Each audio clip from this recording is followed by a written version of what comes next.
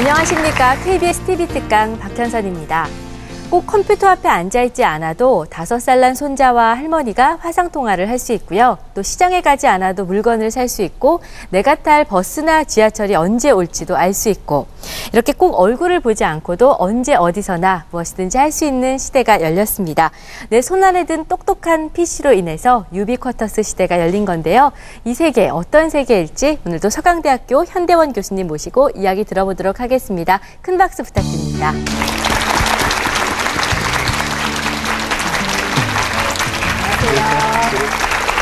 네, 저희가 재밌는 세계 이야기 들어보고 있어요. 오늘 어느덧 마지막 강의 시간인데요.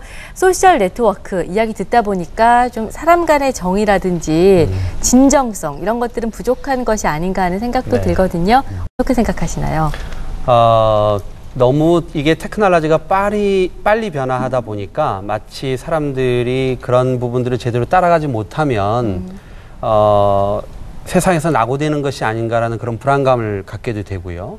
또 경우에 따라서는 이 세대 간의 소통이라든지 또는 도농 간의 소통처럼 그런 소위 디지털 간극이 좀 커지는 것이 아닌가에 대한 우려도 있고 또 너무 속보성 같은 게 빠르다 보니까 확산성도 빠르고 그러니까 진짜 지금 지적처럼 이게 뭔가 우리 인간이 좀 친밀하게 나누는 신뢰를 바탕으로 한 진정성이 좀 떨어지는 것이 아니냐 이런 지적들이 있는데 역시 기기를 사용하는 사람들이 그걸 어떻게 사용하느냐에 달려 있다고 보거든요. 지혜롭게 그런 문제점들은 잘 극복해 나가지 않을까 생각을 하고요. 그런 부분들을 제대로 담을 수 없는 그릇들은 자연스럽게 전 시장에서 도태될 거라고 봅니다. 역시 진정성이 앞서갈 것이다. 아, 그럼요. 네, 이렇게 생각하시는군요. 오늘도 현대원 교수님의 강연 어떤 내용일지 기대가 되는데요. 큰 박수로 청해 듣겠습니다.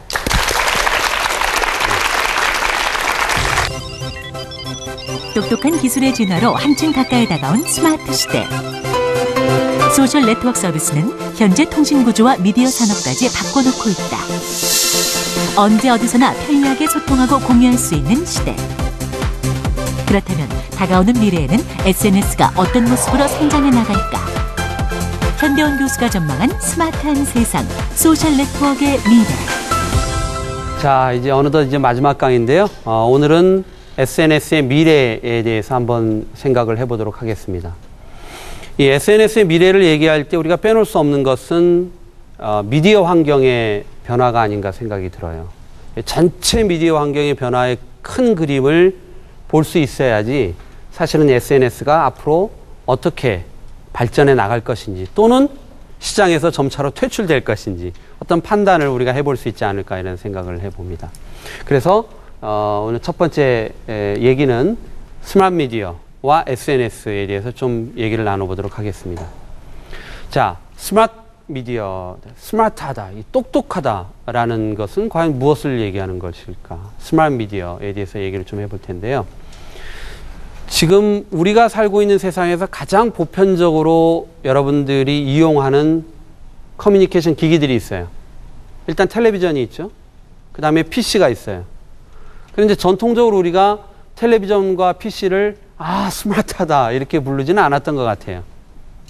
여기 여러 개의 이 스마트한 친구들을 좀 가져왔는데요.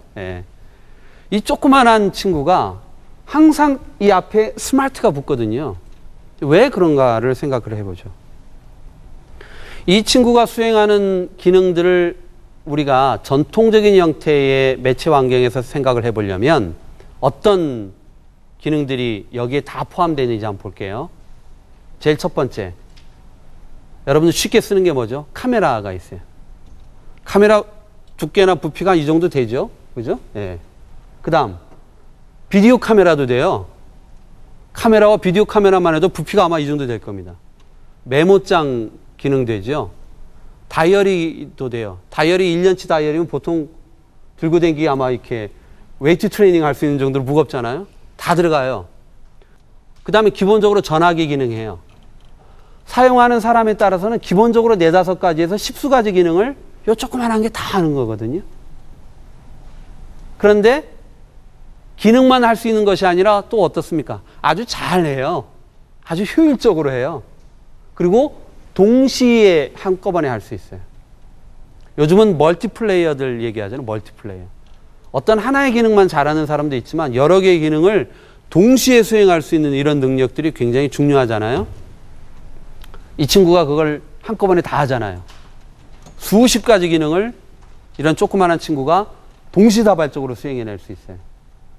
어때요? 충분히 똑똑하다고 우리가 부를 수 있겠죠. 자, 미디어 환경이 아주 빠르게 변화하고 있습니다. 그 중심에 스마트 미디어가 있고요. 보통 우리는 이걸 스마트폰이라고 부릅니다. 폰. 기본적으로 폰이니까. 그런데 요즘 가만히 광고를 듣다 보면요. 스마트 TV라는 얘기가 이제 들리기 시작을 합니다. 모든 미디어들이 똑똑해지지 않으면 소비자들이 지금 싫어하는 세상이 된 거예요. 자, 그러면 스마트폰이나 스마트 TV가 과연 어떤 특징들을 가지고 있는지 먼저 살펴보겠습니다.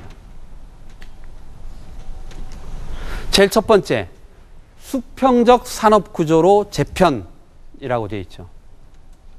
수직은 뭐고 수평은 뭐냐? 약간 어렵게 생각하실 수도 있는데요. 자, 이렇게 한번 얘기를 해봅시다. 기존의 미디어의 산업 구조는 전부가 수직적 산업 구조 내에서 위치했어요. 잘라볼까요? 자, 방송산업, 신문산업, 광고산업, 영화산업, 음반산업. 어떻습니까?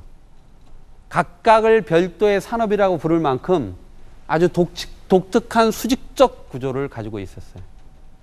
지금은 산업을 그렇게 수직적으로 자르면 어떤 모델이에요? 망하는 비즈니스 모델이에요. 수평적으로 이거를 터줘야 됩니다. 그래서 어떻게 터요? 영화, 음악, 텔레비전 방송 프로그램, 신문의 기사, 이 모든 거는 뭘로 명명되죠? 컨텐츠, 뭐 이렇게. 예. 컨텐츠든 어쨌든 이 전체는 컨텐츠. 그 다음에 예전에는 방송, 통신, 이 모든 게 서로 다른 전달 수단으로 여겼거든요. 근데 지금은 방송과 통신이 융합되면서 이게 융합된, 그냥 통합된 하나의 전달 체계, 전달 시스템이 되고 있어요. 그러니까 컨텐츠 다음에 컨텐츠를 실어 나눌 수 있는, 예, 방송, 통신에 융합된 네트워크. 그죠? 그 다음에 이런 네트워크를 통해서 우리가 그것을 볼 수 있는 플랫폼. 그 다음에 그걸 이용할 수 있는 단말단들. 이 단말단에는 텔레비전 단말기도 있고 이동통신 단말기도 있고 하드웨어들이 위치되겠죠. 이렇게 수평적으로 기존의 미디어 산업을 체제를 바꿔준 거예요. 예전처럼, 예전에 오래된 200년의 매스미디어의 역사에서처럼 우리는 방송이다, 우리는 통신이다, 우리는 영화다 라고 수직적으로 나누는 사고방식은 지금 더 이상 존중받지 않아요. 사람들한테 그 모든 것은 그냥 다 뭐예요? 컨텐츠예요. 방송망이든 통신망이든 이것은 사람들은 더 이상 따지지 않습니다. 자기가 이런 단말기를 쓸 때 망에 연결만 되면 돼요. 그 망이 케이블망이든 전화선이든 아니면 브로드밴드 광대형 망이든 사람들은 더 이상 따지지 않아요. 그게 어떤 통신사의 것이든 따지지 않아요. 연결되느냐 연결되지 않느냐가 중요할 뿐이죠. 자, 이런 것처럼 결국 컨텐츠와 네트워크와 플랫폼과 단말기로 연결되는 이런 수평적 구조 체제로 지금은 거대한 전환이 이루어지고 있다. 이게 지금 우리가 얘기하는 스마트 미디어 환경의 가장 독특한 특징이고요. 두 번째 볼까요? 빅 플레이어의 성공. 빅 플레이어의 성공. 왜 그럴까요? 지금은 아까 얘기했던 대로 컨텐츠와 네트워크와 플랫폼과 단말기를 수평적으로 연결하는 자만이 살아남을 수 있어요. 빅 플레이어만이 살아남을 가능성이 점점 높아져 가고 있다는 거예요. 이 빅 플레이어란 의미 중에는 글로벌이라는 의미도 들어가 있습니다. 글로벌. 국경 내에서만 더 이상 게임을 하기가 참 어려운 시대예요.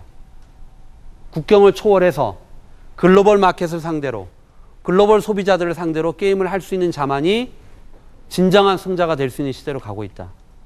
어떻게 보면 저희들한테는 참 고민이죠. 국내에 있는 소위 국내 빅 플레이어들도 전체적인 글로벌 마켓을 보면은